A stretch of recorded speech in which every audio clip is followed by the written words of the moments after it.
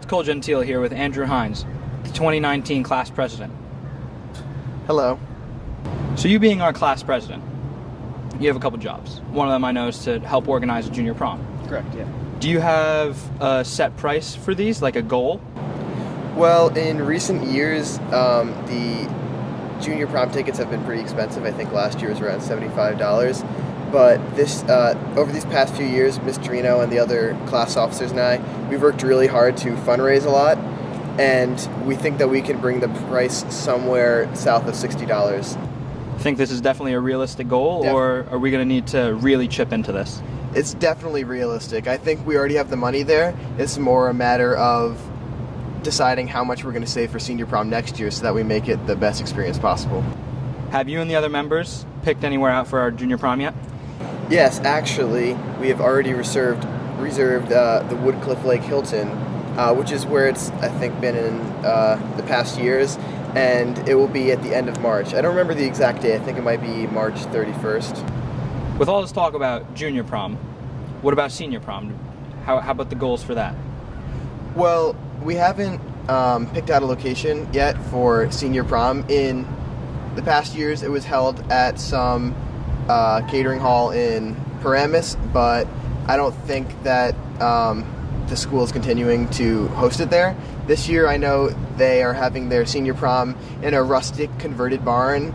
The inside is, really fancy and converted into more of a dining hall.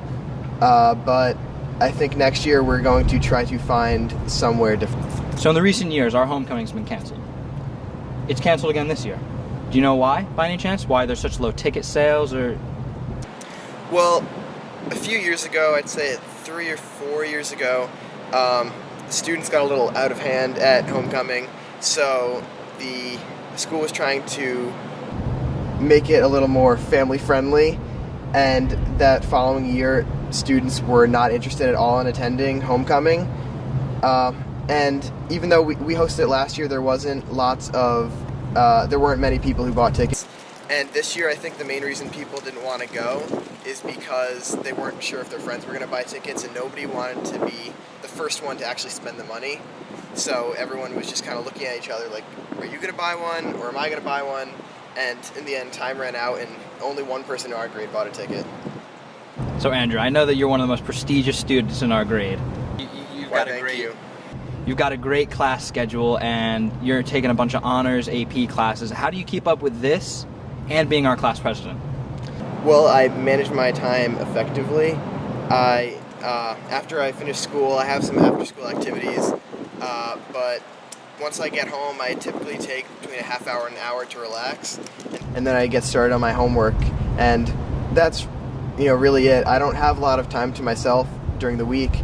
Over the weekend, I have a little more time to, maybe get a head start on homework, catch up on some projects or something.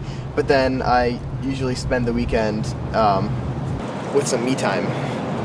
So Andrew, I've been playing baseball with you for the past couple years, and last year, at the end of the season, you informed me that you wouldn't be able to come out for the team this year. What extracurricular activity has taken its place? Well, I'm still a member of the swim team over the course of the winter. And the main reason to swim but not baseball is that swim doesn't take place on Saturdays and Sundays while baseball does.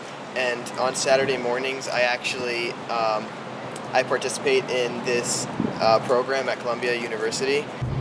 And I don't think it's realistic to expect the coaches to let me be a part of the team if I'm going to miss every Saturday practice and game. So I decided I had to make sacrifices somewhere. And I figured if I could still have one sport on my resume and be able to do this other program, I think that's a decent balance. Andrew, thank you so much for being with us. I know you're a busy man. It was a pleasure. Thank you.